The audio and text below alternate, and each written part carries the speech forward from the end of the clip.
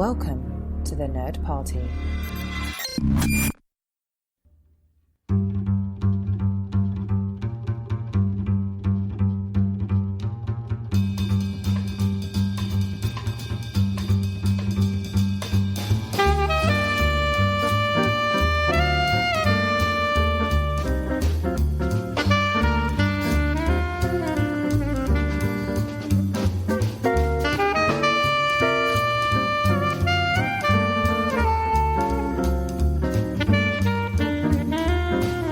Welcome to Time and Space, the Nerd Party's dedicated Doctor Who podcast. I'm Jessica Nunn. And I'm her co-host and husband, Phillip Gilthus. Well, it's not coming up anytime soon, but we recently bought tickets to see Doctor Who once again on the big screen. I can't actually remember when it is off the top of my head, maybe August for all I know. But Fathom Events, as it is wont to do. Yep. So it's a bit of a random, I guess, to me, but random showing on the big screens of The End of Time, Parts 1 and 2, the 10th Doctor's final journey.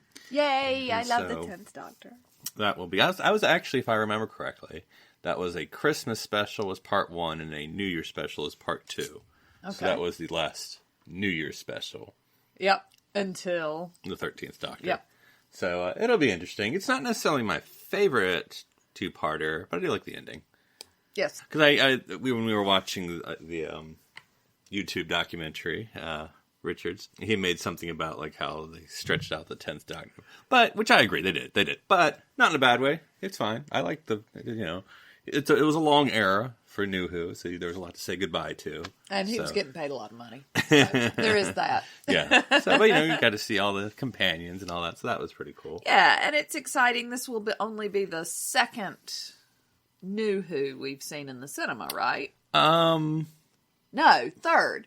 Sorry, yeah. Because I was trying to remember if you were there, because we saw Deep Breath. I was there for all of them. Yeah, so Deep Breath there, and then The Woman Who Fell to Earth, and then now this. Yep. But at least the first... Oh, wait, no. What was Deep Breath? That was the 12th Doctor's first one. Okay, because we also saw the 12th Doctor's last one at the cinema. Oh, that's true. I'd forgotten about that. I'm not sure I saw the first one. There you go. So that's why I said I thought that might have been Jessica. Us. Yes. As we're coming up on our... Exactly. So, that was a long time ago. Yeah. 12th Doctor's first episode. Ages ago. That's before right. you and me, huh? Yes. B. Jessup. Because BJ's not appropriate. Yeah, it's just you'd rather go to Sam's Club. Or, never mind. Went in a totally different direction. But speaking of nuWho, that will kind of go into our topic for today. Mm-hmm. Many fans obviously sort of debate. Little tiny fans. Exactly. Debate classic versus new. And we're not going to do that, but we're going to kind of compare the classic and nuWho era. Just talking about what we think defines each one and what each one's kind of pluses and maybe less pluses are. So, how diplomatic of you, darling. Well, we'll see how it goes. I don't want to color anyone's opinions. Red is mine. So, first, as always, in chronological order, we're going to start in the classic era. And I thought it was kind of a good idea to sort of have a jumping off point. Because, classic era is a lot, just like nuWho's a lot at this point. So we watched a classic era episode and a nuWho episode. And I figured, because, my analness, they were the same penultimate episodes. So we watched The Curse of Fenric, which was the penultimate episode of the classic era, asterisk, not counting the movie. Yep. And then we watched It Takes You Away, the current penultimate episode of the nuWho era, asterisk, not counting the New Year's episode special. And not counting the fact that the series is continuing. Right, exactly. Yeah. But anyway, so let's talk classic, and just generally speaking, Curse of Fenric, and also thought it was a good idea to maybe get some Seventh Doctor in when we get to the 7th month here. Yep. On July No, 2nd like as it. we're in. I like it. But just general thoughts of basically Curse of Fenric in particular and it being sort of a classic episode in general. Well, I like the slightly historic ones. Right. And this was a nice combination, I thought, of historic and science fiction. Right. Because, of course, the 7th Doctor and Ace go into the 1940s, but it's also monsters and weird things in the sea. Right. So, and also Vikings, so even more history. And Russians. Yeah. Oh my. Russians, oh my. Mm-hmm. So, those are my initial thoughts. Yeah, and it was, it's one I haven't seen in a while, but one that certainly, I don't know, I think it's one of the ones you have to pay attention to. Because there's a lot going on as far as, like, the 7th Doctor has sort of basically manipulated time. Or in as much as, with the whole Fenric thing, apparently, like, he was the one who captured Fenric in the first place, or whatever, through this chess game. That doesn't really make sense, but whatever. Yep. And then also that he's manipulating Ace. A lot. But rather unsuccessfully, it seems to me. Ish. But, I mean, he makes her have sort of a cognitive dissonance about her familial perspectives. Yes, but in terms of, the maths problem that she solves at the beginning, and then the chess game that she also solves, but not in a good way. Right. Neither of those things are... Yeah, it's interesting, and maybe we can talk about this in the larger classic thing, but with Ace, there's a lot of times in all eras of Doctor Who where the companion will sort of do something stupid. And then that causes a bad thing to happen, complication. But she does stuff really smart. She does something really smart that happens to be a mistake. So, I mean, it's not, she's like, not, tripping over her ankle, being chased by a dolly or something. But no, she's like, oh, here's 2 logic puzzles because I'm smart, even though, I like to blow things up. And I would just happen to tell the wrong person this really smart thing you figured out. Yeah. So, yeah, it was sort of to me, a twist on the trope. Yes. Which I can live with. Mm-hmm. I like it. Yeah. So, but anyway, just using that as the jumping off point for classic. Of course, the classic era, we're going to literally define it, would be the 1963 to 1989 asterisk. Because that, of course, goes from the first William Hartnell serial to the last Sylvester McCoy. With the leopards. Exactly. And, of course, like I said, asterisk with the TV movie, 1996. But we're just not going to count it, just for the moment. So, but anyway, other than the chronological element, what would you say makes a classic Who? Or what defines the classic Who era? Really long serials. And I know that's coming up, but really long. This one did not feel as long to me. It was a 4-part off the top of my head. Yeah. But it felt appropriate for the story they were telling. Mm-hmm.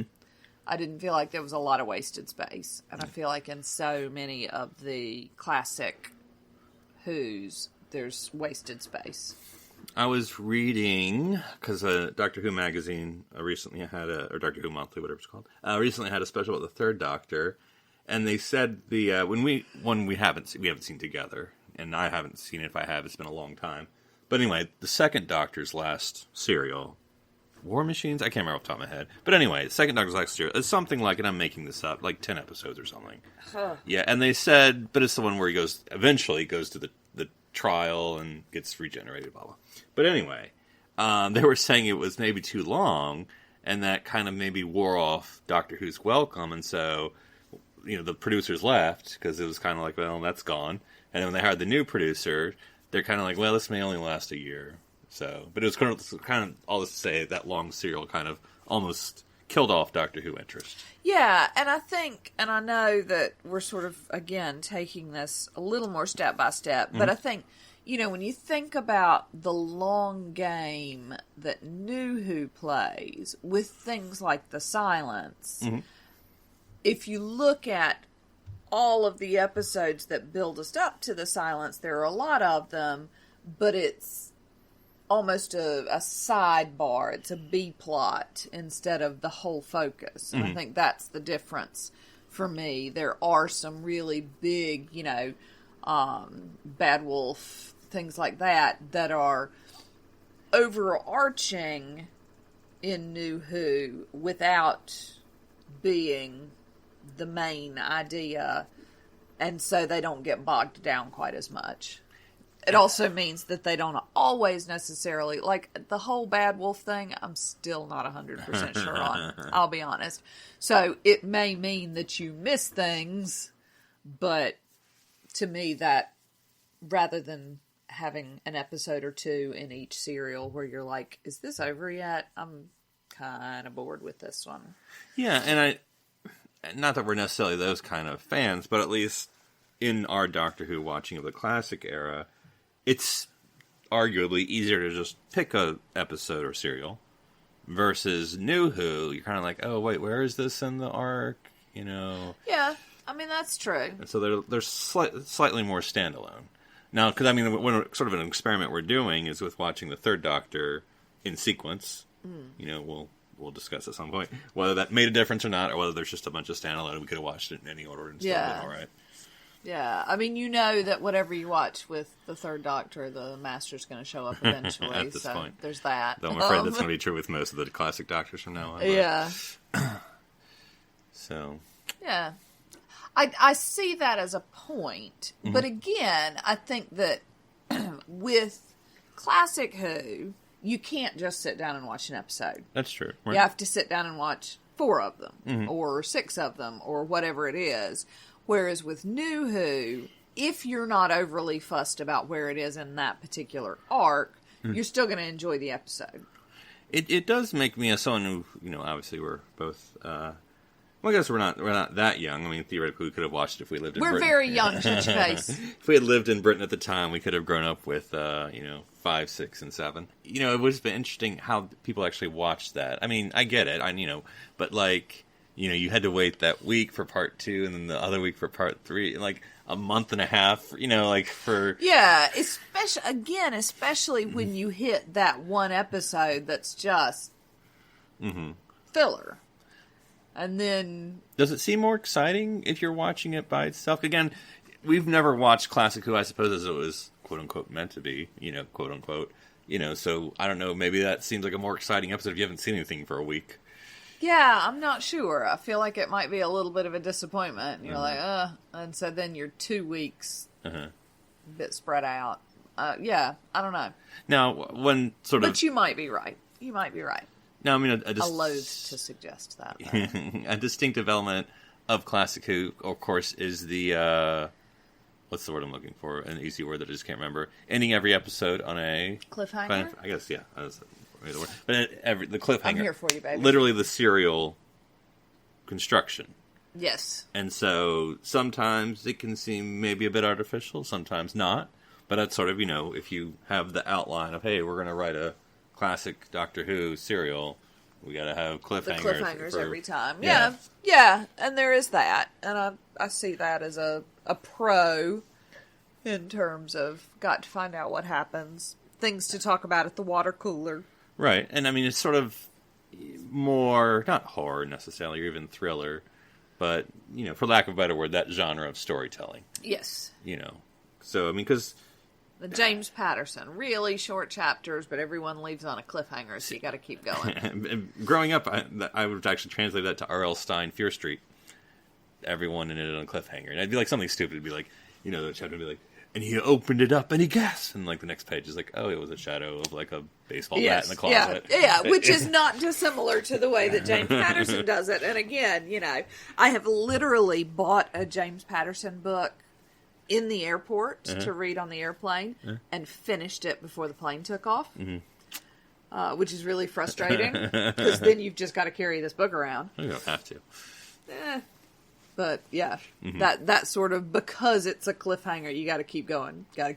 No matter how ridiculous the denouement of that particular hanger is. And then what about, I mean, because this is all of Doctor Who, but at least with the classic era, what do you think of sort of the predominant genres of the stories? Yeah, I mean, so many of them. We've just not seen a lot of history. It's a lot of sci-fi. Right. It's a lot of Monster of the Week. or monster of the 4 week, or monster of the 6 week kind of thing. Oftentimes not brilliantly done, but yeah, very much the monster of the whatever. Yeah, I mean, they've certainly tackled a lot of alien looks. Yes. Obviously the costumes, blah, blah, blah, blah. Yeah. But, I mean, they definitely were thinking of something new. It wasn't like, I mean, you have your Daleks, your Cybermen, blah, blah, blah. I was going to say, but they still have, like, new things every serial. Yep, absolutely. Whether it's, and I guess we can get into this, so we're kind of talking about, but do you think the classic era is just, because it's sort of the lazy classic new, but do you think the classic era should be broken down even more than it already is? Yeah, a little bit. I mean, other than Doctors 1 through 7. I was just thinking as you were talking about that it's so often, at least in so much of what we've seen, monsters bad. Right. Whereas I feel like The Curse of Fenric was a little bit grayer than that. I mean, the monsters were bad, obviously. Right. But the real badness came from the humans, which is much more in a nuWho kind of feel. Because for me, and maybe it's just because my lazy eye... You have a lazy eye? I've never even noticed. It's the third one. But I've always sort of done a separation between the black and white era and then the colorized era. And so to me, 1 and 2 sort of are their own thing. Right. And then, maybe you can break it down more than that, but, 3 through 7 are their own thing. And I don't know. I don't know. I'd almost put 7 in a different category. Maybe. And I haven't seen enough of 6, so I don't know. Oh, you say that. You've seen most of 6 at this point. Oh, okay. Then I'd put 7 in its own category. Yeah, I mean, you've seen Colin Baker and Perry and... Yeah. That's it. There's I'd put 7 in its own category. Again, because I think that we're starting to move into monsters aren't always more evil. Philosophical or thematic. And a little more filled out. There's more to it than good and evil, humans versus monsters kind of thing. Yeah. So, and because, there's tends to be more histories in the First Doctor era. And that's just my, it's black and white. That's how you can tell the difference. And then I think 4 is so long, of course, but 3, 4, obviously there's difference between, the Earthbound versus, because we haven't I was going to say, 3 can almost sit on its own. But because we haven't really gotten into third in the TARDIS, which we'll get to eventually. Right. So that may or may not have a different feel. Yeah, so, it seems like 4, 5, and 6. So I'll leave your 7 alone for a second. 4, 5, and 6 are, they're different. They're obviously very different, but similar in that Alien of the Week or back on Gallifrey. It's going to be a similar setup. Right. So that's just my little breakdown. Okay. Don't have a breakdown, baby. You're all right. You're all right. Well, what are your favorite parts, or at least your not hating parts, of the classic Who era? Well, going back to The Curse of Fenric, I'm really... I thoroughly enjoyed that because I really liked the dynamic between 7 and Ace. Which sounds like, the wrong numbers. 6, 7, Ace. I love it, actually. And I think that she's a companion that we don't see very often. Certainly in Classic Who. Right. Because I think she is one who's up for the adventure. Although possibly Sarah Jane. That's true. And I don't think I've seen enough of Sarah Jane yet. No, and that's true. Because I think it seems a lot of the classic companions, not all of them, but a lot of the classic companions are sort of, accidental joiners of the TARDIS.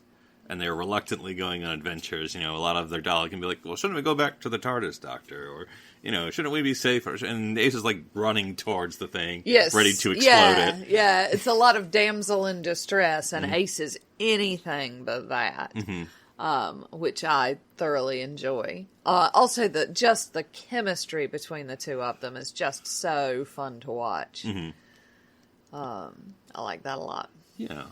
So, Ace and 7, any other positives or things you look forward to when I say we're going to watch an old Doctor Who? Sarah Jane, Sarah Jane. I say. Mm-hmm. I want to see more of Sarah Jane. Yeah, at the minute, that's where I am. What about Doctors? Any ones that you look forward more to seeing than others? Seventh. Okay. Keep up.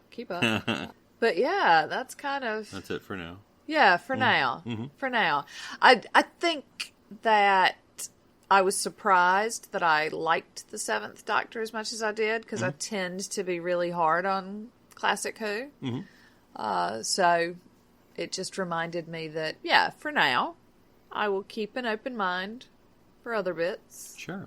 So you like the Doctor Who ended the Classic era? I do Forced like it the to close. ends It is of his the... fault. We were laying it on his Yeah, umbrella. I was ready to go. I was ready to go, and they... So 6 put you to sleep, and you're like, oh, 7! And then it's over. Too late. Too late. Too Damn late. it. Well, hopefully we'll be talking about that later in the month. Yep. Yeah, so, with the Classic era, I don't mind the serials. Again, the long ones, they better be good. Because I can get behind a 4-parter. That's fine. 5 on the outset. More than that, and you're like, okay, I mean, just because we're not going to sit down and watch 7 episodes straight on, because we're going to break it down. So it's going to be like, we'll do 2, maybe I can get you to do 3. Maybe do another 2 before I cry. Yeah, and so those are hard to really digest. And I'm interested in folks who are listening how you watch a classic serial. Do you do the whole 7 at one sitting, or do you kind of break it up, or what do you do? But tweet us. Yeah, tell us. Yeah, but I enjoy the classic era. I mean, we all know my thoughts about 6, even though we've watched most of it at this point. But yeah, most of them I look forward to, just especially ones I haven't seen, which is so far just the Third Doctor. But again, I don't remember him. I've seen them all once, except the Third Doctor, but I don't remember them all. I mean, vaguely I'll remember them, but I'm like, okay, maybe it's not like how I remember. Maybe something different happened. And I think an opportunity, or the potential for classic to have more, is that because of the longer storytelling, you can literally tell a longer story. You can concentrate on themes, which you could argue maybe is a negative of new, which we'll go into. Well, yeah, I was just going to say, and again, going into it before we're quite following the outline, and I apologize for that, baby. But it's the thing that we complained about the most with the 13th Doctor. Right. Is that it needed to go further. I wanted more out of each episode. And so I did feel that irony of, we're complaining about, oh God, or I'm complaining about the fact that Classic Who goes on and on and on, and then go on to complain that nuWho doesn't go on enough, which is not fair, and that's mean of me. Well, I think, without sitting and thinking about every single Classic Who ever, the strength and weakness of the longer serialization is that the weakness is that it concentrates or strength on the story, but not the characters. But again, that's just storytelling of the time, is that you would concentrate on the story more than you would characters. I'm not saying they never didn't touch the characters any, but what's the arc Stop touching the characters, baby. Yeah, what's what are the individual Doctors? Do the individual Doctors have arcs? Yeah. Does their hair grow longer by the end of it? which is the overarching arc. It was funny because I was again reading the Doctor Who Monthly, and the Time team were watching one of the may have been Planet of the Spiders, but anyway, they're watching a latter Third Doctor. And they're like, "Oh, his hair's so long." I'm like, "That's the rule. You got to do it. The longer you get, I can't wait to see what Jodie's hair's going to look like. Her hair's going to be down to her bum, basically. Yeah. So, but yeah, it would have been interesting, and even the companions. And I'm not saying they didn't, but did companions have arcs? I mean, I hate him, but Turlo, was this stupid, terrible guy, but he ended up being an alien prince by the end of it or something. But different stuff like that. Yeah. But I don't know. The companion goodbyes are similar. I don't know. 'Cause I'm not going to go through how all of Doctor Who's similar. I'm just trying to think of what the differences are. But yeah, I mean, there's a lot of characters, of course, in Classic Who, so the multiple companions tends to be more classic than not. Yes. Not that, there's both have them, but it tends to be more crowded TARDISes than not in the classic era, 1, 2. 5. Yeah. Has there been one with 5? Well, no, classic. I'm talking about a lot of companions, because he had Tegan, Adric. Oh, right. Oh, I see. So Nissa. rotating through them, not actually all of them in the TARDIS. Though, and that's another thing with the classic era. Classic era, you can, every, X time, you're going to have a multi-doctor story. So it's going to be the 3 doctors, it's going to be the 2 doctors, it's going to be the 5 doctors. Whereas we had the 50th, but that's all we've ever had. Yeah, that's true. Now, you could say, well, it's not been that long. But it actually has been a long... nuWho is not new anymore. But So you think we need a 60th special? That's true. We haven't had a multiple Doctor special since the 50th. Right. Maybe. So, maybe. Maybe they're working on Eccleston, and as soon as they've got him on board... That's right. When he's on pension, then we can finally bring him out. So. Yeah, although then you've got to wrangle... Yeah, he's playing King Lear by then, so... Yeah, and you've got to wrangle Tennant and Matt Smith's schedules as well, and it's a lot to do. I don't know what Capaldi's up to at the minute, but, Tennant's got a podcast, and Matt Smith, I assume, is doing something after... Well, the thing with Matt... Crown. And we'll get to nuWho in a second. The thing with Matt, though, he's perfect, because the 11th Doctor was aging... Okay. In his when he was on Christmas Town. Oh yeah. And so you can grab him at any time, and it's canon, and it works, because you just say he came out of that, and then. Oh, Matt Smith. Yeah. So that's a lot of words. We've met a few people who would define themselves as, and I don't know what do you? It's I think about, because obviously it's most of the time it's what you grew up with. I mean, yeah.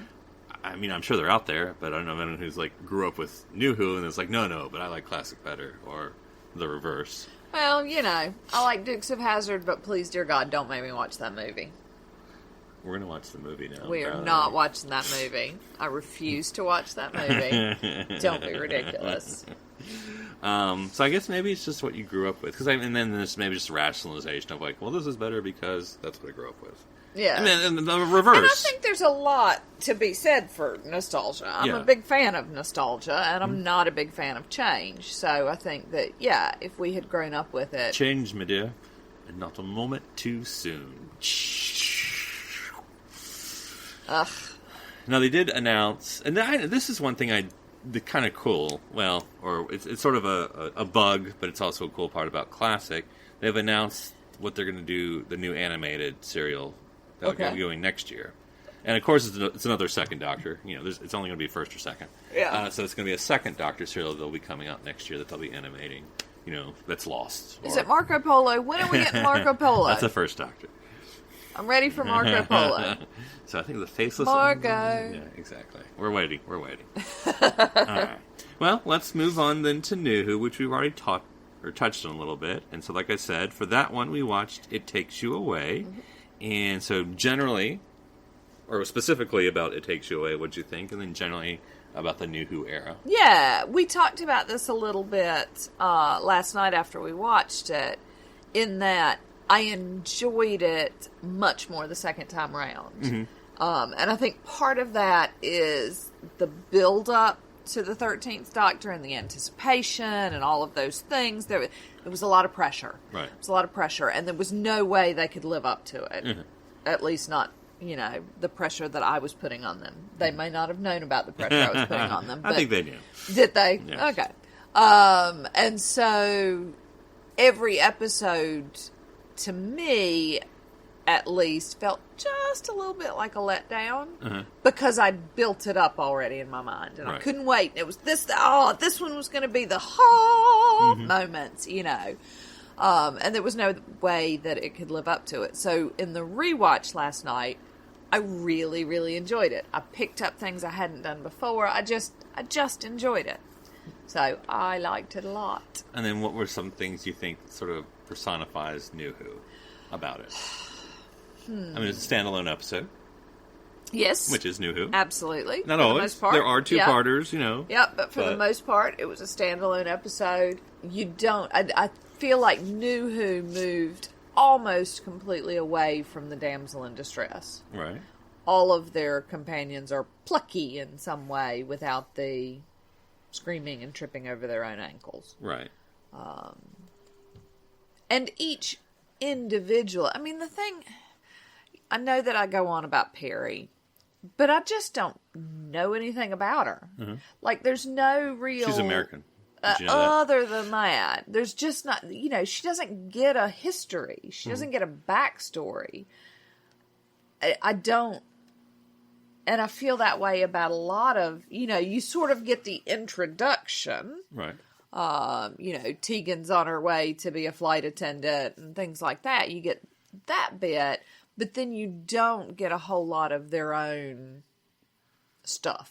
So, and we typically in nuWho have met everyone's family. Yeah, I just think I think that the companions in nuWho are more well-rounded as a general rule. I would start there. No, I was just checking. We've met everyone's family, even if it's tangential. Like even a Clara, we saw the flashbacks to her growing up. Yeah, and her parents and the weird leaf thing. Yeah, even Bill with the flashbacks with the mom. Her mom, yep. And so. Yeah. And even then, you get to see her at home some. Yeah, some. Yeah. And maybe that you get to see everybody at home, not just being regular people. Yeah, I mean, and oftentimes those families are, demi-companions for an episode or two. Yes. Yeah. I'm trying to think. Because Rose's mom, Mickey, and then you had Martha's, and then Martha mom and her, the divorced parents. Yeah. And the sister was even showed up in the Lazarus experiment. And there was a brother as well, wasn't there? I think so. And then you had Donna's whole family, of course. Oh, yeah. And Donna's grandpa. Yeah. And then he got to be his own companion. And then you had Amy, and we tangentially met her mom and dad in the last episode, but then, But that's only because they were dead up until then. So whatever they were, erased. Yeah. And then, of course, her, husband. Rory's dad. Yeah, Rory's dad. Yeah. Rory's dad gets to be a companion. Exactly, yeah. And so they're so on and so forth. Yeah. Yeah, so even with the 13th era, of course, we met everyone's family, because we have, Grandpa. And yes, of course, yeah. I mean, that whole family was built in, but we also met Naz's parents. In the spider episode. Yeah. And Clara, her boyfriend gets on board for a while. Oh, yes, that's right.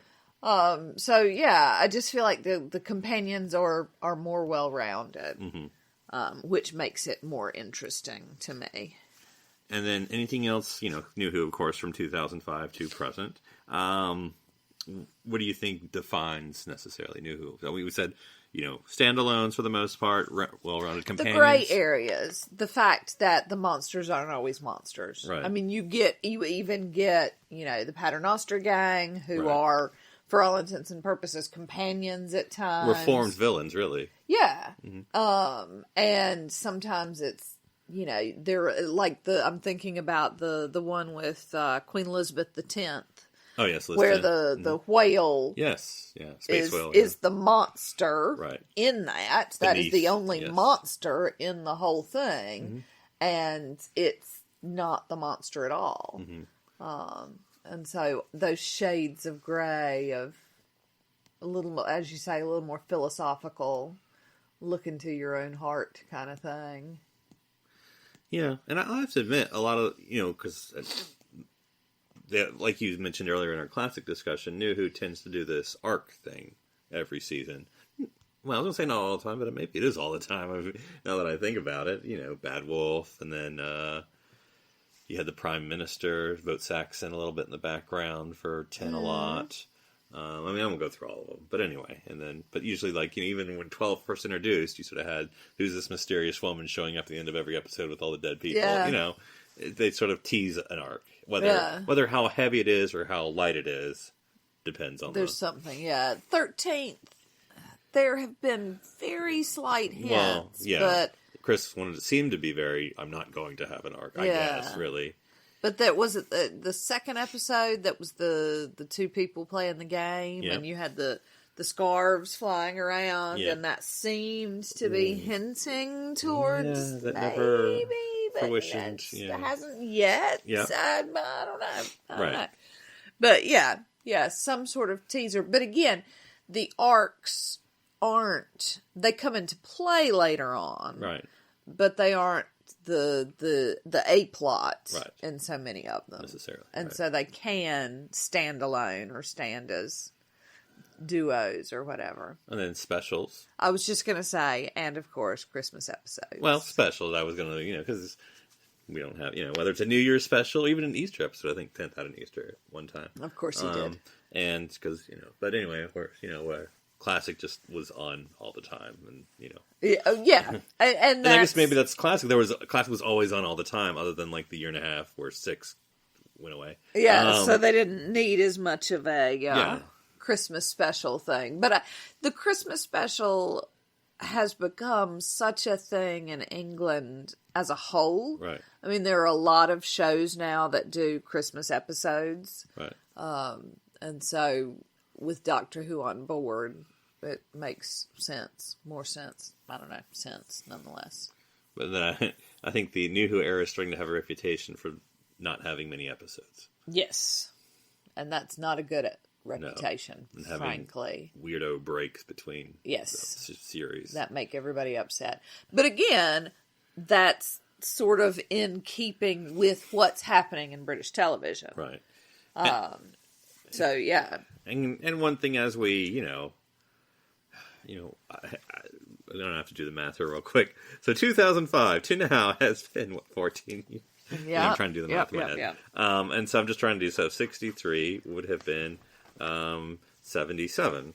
Okay. I'm just trying to think where we would have been in Classic Who by now. So we would have been ending 4. We're getting near the end of 4.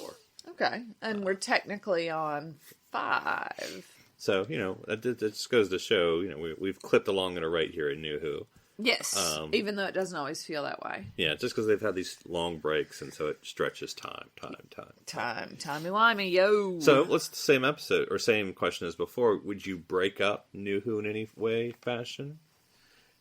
I mean, it seems like I'm not telling you to do this, but, it seems like the obvious way would be showrunners. Now, of course, Classic had many showrunners. Yeah. But I see that. From a nuWho perspective, it's easier sometimes to see RTD, Moffat, Chris. Yeah. That would sort of be the easy one. But I don't know, is there any other way you would break them apart, or would you not at all? I don't know. I mean, I tend to put 9 in his own little box. Right. Just because he's 9. A northern box. A northern box. Right. Yes. Although now I have to put 9 and 13 in the northern box. So that gets awkward for everybody. And then you want to put 10 and 12 in the Scottish box. It's better maybe not to create the boxes in general, and 10 only gets half in the Scottish box because he didn't use his accent. That's right. And just gets really complicated if you go down that route. But yeah, no, I do tend to I think of 9 as separate, 10 and 11 together, 12 on his own, 13 on his own. And I don't know why. Well, her, but yes. Her, yeah. Mm-hmm. Sorry. I could not give you a legitimate reason. Right. But there it is. And again, for visualness, 9 and 10, which I know is RT, but I don't know if it's just they film differently or just we have Blu-rays or whatever, but you look at a 9, and which, I mean, great, in 10 it's great stuff, but you notice it's standard definition. I mean, I know they have Blu-rays for them now. I got it. But, you're going to have a different quality to what you're watching versus the stuff from 11 through 13 pops a little bit more. Just from your visual standpoint. But, yeah, I mean, I think there's not a large difference between nuWho, Yeah. I mean, other than Chris Chibnall now doing standalones. So and girls. Well, yeah, I suppose so. And the crowded TARDIS, which, I mean, again, there have been some crowded TARDIS, when you had maybe Jack and Rose and 9, but that was more the exception than the rules. Yes. It's sort of been the duo. Yes. And even the triad. Yeah, I mean, when you had Amy and Rory and but again. And then you had the one time when everybody was on the TARDIS. Yeah, it was the 10th Doctor, yeah. Yeah, with Dr. Donna. Yeah, but yeah, so I mean, I it is interesting to sort of see, whether they're doing something new or whether... We got a little bit close when we had Missy and Nardole and Bill. That's true. Yeah. There at the very end. Mm-hmm. But then you saw how that ended. So. Yeah, it did not end well, so, yeah. No, I would not have recommended that. So what would you say are your favorite parts of nuWho era, since it is your favorite era, it seems? It is. Again, for me, favorite bits are the shades of grey, because I find that interesting. I like the fact that not all the monsters are bad, that it's about all of us trying to, in 12's own words, be kind and think these things through and not completely annihilate. And of course, again, we get that a little bit in Classic Who. I'm thinking about, is it 4, who's like, should I annihilate all the Daleks or not? You know, those sort of esoteric questions. But I think you see them more in nuWho, when Doctor means warrior, and how far is too far, and only one psychopath in the TARDIS at once, and, you know, 12 and Clara pushing each other further to the point where it's not a tenable relationship anymore. All of those sort of things of, we've all got that in us. Yeah, and also nuWho, the Doctor has a reputation. In Classic Who, sometimes you stumble upon someone who knows the Doctor, but more he's just the random guy that shows up for whatever. Whereas in nuWho, not all the time, but they tend to meet people like, oh, you're the Doctor. You're the destroyer of worlds. Thinking about the 10th Doctor, the 11th Doctor, and it's his first episode, isn't it? When he meets the Prisoner Zero. Yes. And he's like, look at me and figure out who I am and then bugger off. Right. You know, that sort of threatening, which I don't necessarily mind, but it does bring a lot more color into the character, I think, of, is that who you want to be? And whereas 13 does seem to be, we only have one series. Does seem to be some kind of wandering in the classic era. You know, she doesn't really meet people who know her.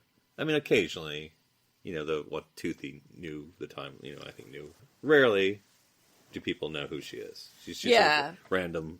But you do get, for instance, in the episode that we watched, that takes you away, where she's meeting with the sentient universe, and rather than destroy it, or even let it destroy itself, she makes friends. She wants to be friends. She wants to. It does have that, even though it's trying to destroy the world. Yeah, there are the reason behind it is it wants to be part of us. Yes, it is less black and white than you initially think. Right. Certainly, when they first tumble into the mirror, than you first think. Anything about nuWho that you're not a fan of? Not really so far. What about you? Anything that irks? No. I mean, I miss Sarah Jane. I would say, this isn't an irksome thing, but I would actually find that most of the two-parters I don't like. And it could just be luck of the draw, because there's not that many, per se. But, 11... Well, there's some of the good ones, some bad ones. 11, I can't remember the episode titles, but basically the one, his second series with the 1969 moon landing. That was a good one, two-parter, because it had he died, it came Yes, I liked that one a lot, actually. And then came back with the silence. But anyway, then I think of, the mining one, which with the Silurians was like, I don't know, did that need two parts? I didn't even remember it was two parts. Yeah, and so there's ones that I think work, and sometimes that, Yeah, fair enough. So, kind of it reminds me, of course it does. But of course it reminds me of Star Trek, because Star Trek does have two parts, or at least I say, at this point, I should probably call it classic Star Trek at this point. But TNG, DS9, Voyager, they would have some two-parters, but more often than not. Yeah. And so, catch all the quality. So, and then of course with nuWho fans, there's people who grew up with nuWho, and that's all they know. And it's interesting whether they're just nuWho fans, and then how many make the wanderings over to the classic era. Yeah, if it's enough, if that piques that interest.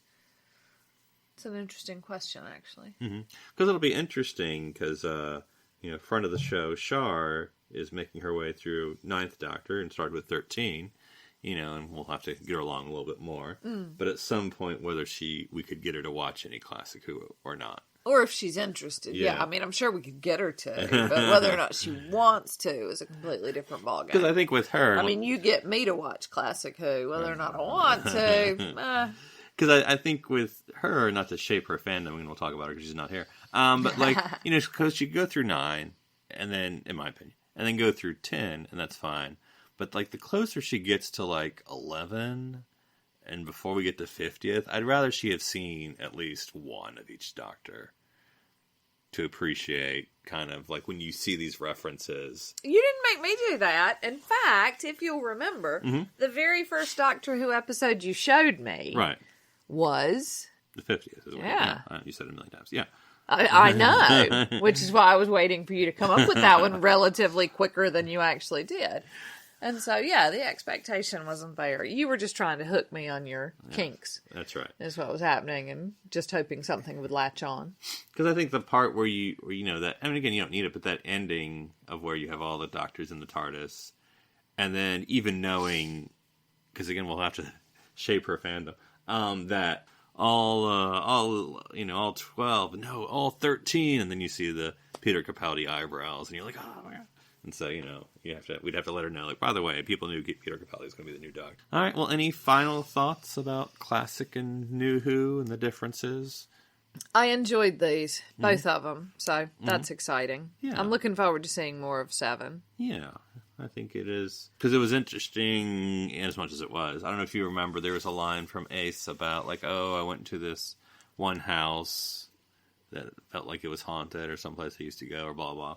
Well, apparently it was out of order because that episode where they go revisit that house that she used to know, they went to go visit that house, but that was like 3 serials before where they meant for it to be after. Because that line was in a plant the next door, but they actually showed it like before. But anyway, because I feel like there's a little bit trying to do the reputation, whether it's true or not, the reputation of the 7th is that he's a little manipulative about Ace and time and everything. Because even if you remember as much as I do and you do, is it Remembrance of the Daleks? The one where she's hitting the Daleks with the bat. But anyway, explains that the first Doctor wasn't, unearthed by accident. Oh, yeah, of course. He was actually... Right. And so that's sort of part of the Doctor being this sort of having the strategic plan or something. Yeah, and also the showrunners having the strategic plan of let's pull in some callbacks and see what happens and see if we can get more people. Yeah, and I think that's maybe a thing, we'll stop here. But anyway, the New Who can be nostalgic a lot more. Obviously, it's hard to be nostalgic with Classic. That's not that hard. I mean, we went on a long time. You can do it, with as has happened a few times, with both 6 and 7 sort of revisiting that police or the junkyard where the TARDIS first was in 1963. I think they both did that. But, New Who knows its origins. All the showrunners are fans of the Classic era. So yeah. Well, with that, let's go into the TARDIS library. Whoosh, whoosh, whoosh, whoosh, whoosh, whoosh. When you close your eyes, I go to the library. Go to the library now. Well, speaking of Classic meets New Who, it's always interesting when I think that I know all of Doctor Who. The spinoffs. We stumble across accidentally these spinoffs, and so I remember just always thinking like, there was Torchwood, and then Sarah Jane, and that was it. But there are basically a million Doctor Who spinoffs. Apparently, there are a million out here. So one we've stumbled upon is K9. That's the name of the series, K9, and the first episode was Regeneration, which was released 31st of October, 2009. And, darling, do you want to get us through this synopsis with a few of these names? I want to give it my best shot. Okay. In 2050 London, Starkey and Georgie are trying to escape the police. They take refuge in a large detached house, the residence of a reclusive scientist, Professor Alistair Griffin, and a robot dog named K9. After a battle with the Jixen, K9 performs a costly sacrifice that forces him to regenerate into a brand new body, but his mind may not have weathered the process. Dun, dun, dun. So what did you think of stumbling upon a K9 series? Oh, dear God, it was terrible. Now, this is, I presume, a remake, because wasn't Didn't we watch the first bit that had Sarah Jane in it? Wasn't that a K9 series? That was K9 and Me. Oh, or right. no, that was K9 and Friends. Okay, so this is just K9 who happens to have friends, but don't get mentioned in the title. Yeah, because K9 and Friends, if I'm saying that correctly. Anyway, whatever it's called. The one with Sarah Jane in the 80s. I mean, that was the pilot, but then that was it. Yeah. I don't think it's appropriate to base an entire series around a mechanical dog, no matter how well it worked for the mechanical girl Vicky in the 80s. You're calling her a dog? No, I'm saying Okay. she was a mechanical robot Okay. girl. And that seemed to work. Not sure it works for a dog. Now, this one... And it certainly didn't work for her career, because let's be honest, where is that chick now? The junkyard, probably. Probably. But this 26 episodes. Wow. Yes. How many seasons? Just the one, They did 26 episodes in one season? apparently. In England? Well, this is Australian produced. Okay. And so there's interesting things, and we'll talk about the content here as much as there is. Let's not. But the interesting, because it's Australian based, and so it's not, without getting into the details and reading the whole thing, it's not per se BBC. So that is why his memory is gone, because we can't mention licensed Doctor BBC Who. products. Oh, interesting. Except for K9. Right. So, and again, I don't know how it worked, but basically, yeah, they sort of either whatever got the permission or whatever. You get the original K9 Mark 1, and then explosion, and then you get the regeneration, literally, of K9. Yeah, what's up with K9 regenerating? I don't Is know. that a thing? Why Apparently. is that a thing? I saw it on the screen. I did too. Yep. I just assumed he came back together because he's a robot. Why does he need to regenerate? Because the doctor made him. In the TARDIS, and we got the whole, River Song was Exactly. created in the TARDIS as well. Yeah. And so it was, and I'm trying not to read this whole thing. But Bad is the word you're looking for. Well, it was targeted, and I don't have this in front of me. I'm reading really, really quickly. It was targeted at teens, so this is sort of your Sarah Jane audience, basically. Yep. It came out the same time that the 11th Doctor did. Okay. Or at least that time frame. Right. But apparently, this has been in production, basically, for a while. Obviously since the 80s, they've like, K9, that's where we want to go. And so they've been sort of like the past, 30, 40 years, however long it's been. Probably not that long. But anyway, K9 series, K9 series, K9 series. I would love very much to see the 13th Doctor with K9, actually. That's right. So, but yeah, so this came on... She'd love So it came on in the UK, as well as Australia. So like their version of Disney XD. Yeah. So all that to say, we watched the first episode of Regeneration, and we only watched the first episode because it just sort of ended. It didn't really end. It was just sort of like, that's our 30 minutes. Yeah, we're done. We're done acting now. And apparently that was a 3-episode arc for whatever. Of some sort. Yeah. So okay. Anyway, there wasn't really a resolution to Regeneration. But it did seem to sort of really jump into it, especially I don't know. I don't know. Like, there's very little setup for the fact they're in 2050. Right. I mean, it looks, what's going on. Yeah, it looks police state-ish for some reason. Right. I think it's because the robot police guys are coming to take everybody away. Which I assume it's not meant to be funny, but to an American, having like the big scary robot be like, "All right, move along here." And I'm like, yeah, okay, that's hilarious. That's adorable. Might have felt that way to the Australians as well. What's all this then? Yeah, and you've got sort of the rebellious kid, and then you've got the rebellious rich kid who's supposed to be in ballet class, and then you have the artful dodger. Yep. And then you have Brainy Professor. And then you have Brainy Professor, doctor, who if you will. appears to be trying to bring his family back from somewhere. Yeah, using time and space. And then you have these monsters who spray you with stuff. That was very vague. Yes, it was. The kid gets sprayed, and it's like, you have DNA all over you. I'm like, well, are we going to talk about what happened exactly?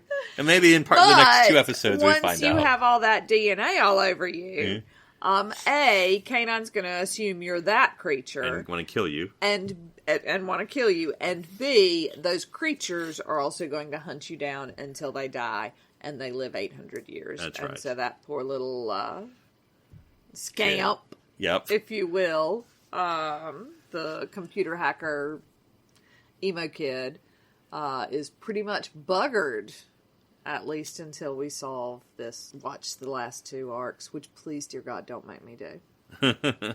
Well, the things about they didn't explain anything, because, like, I can get the main... I'm not doing names. The main guy, the main kid, whatever, I got... Starkey, because it was a weird name.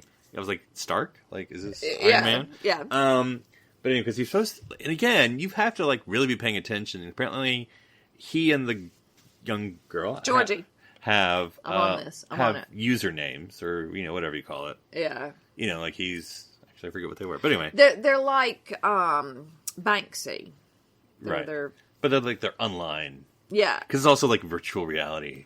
Yes. And I was like, oh, this didn't work out. But anyway, yeah, so it was like they have their names.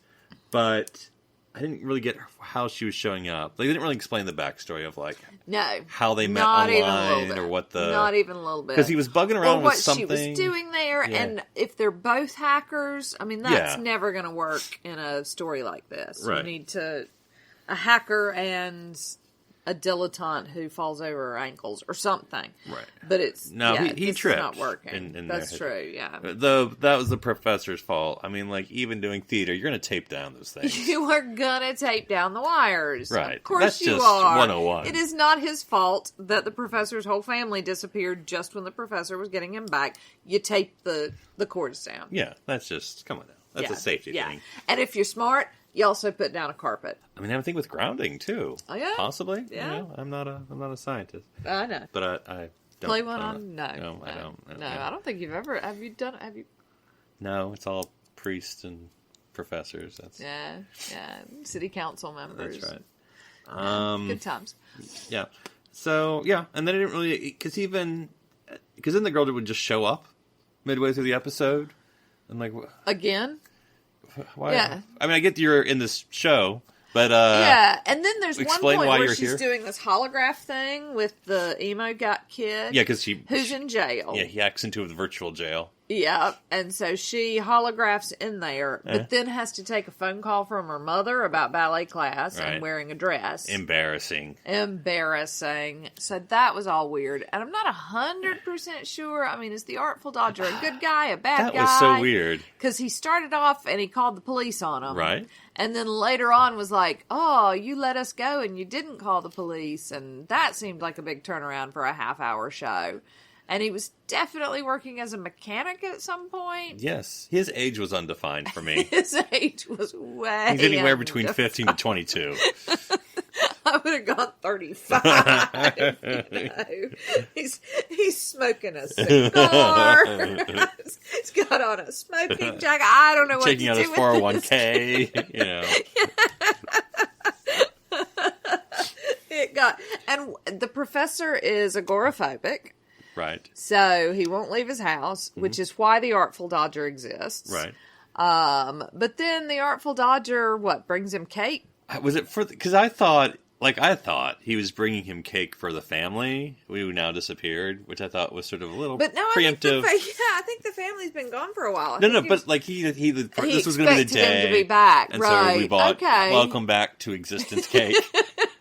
And then now that they're not around, now it's who's going to eat the cake? It's going to be awkward. And then I love the fact that you've got to spell that out for the Walmart bakers. which they're not great. We've learned they're not always on it. Not always on the ball. Right. Yeah, bless their hearts. But yeah, and then I don't know about you. I didn't really have a problem with how K9, because he regenerated into a CGI floating K9, which I guess you could say looks silly. I thought it looked fine for what they wanted to do with Yeah, it. whatever. He still looked like K9. I mean, Yeah. different, but you could tell that was K9. But now he could go over, bumps in the road. Yeah, and he Which could, is handy. And by him flying, he's just basically now at eye level, so no one has to sort of like, Yeah. your back isn't great as you get older, so you got to bend by the knees. So the Artful Dodger is already creaking a little bit. Ben Gay, or I don't know what they use in Britain. I don't think that's what he was called. You haven't seen the whole series. Fair enough. I mean, I know the Artful Dodger isn't right, but I'm not sure Ben Gay is any better. So, yeah. I mean, this conversation has devolved rapidly. Yep. So, I don't know. It was, I don't know. We always try stuff for the kids, right? That's what we do it for the kids. Well, until next time, don't forget to like our Facebook page and make a comment, or tweet us at joinnerdparty.com. And as always, we want to thank Wally and the Sononauts for providing us with our jazz Doctor Who theme tune. So until next week, enjoy watching, reading, and listening to the Doctor's adventures throughout time and space.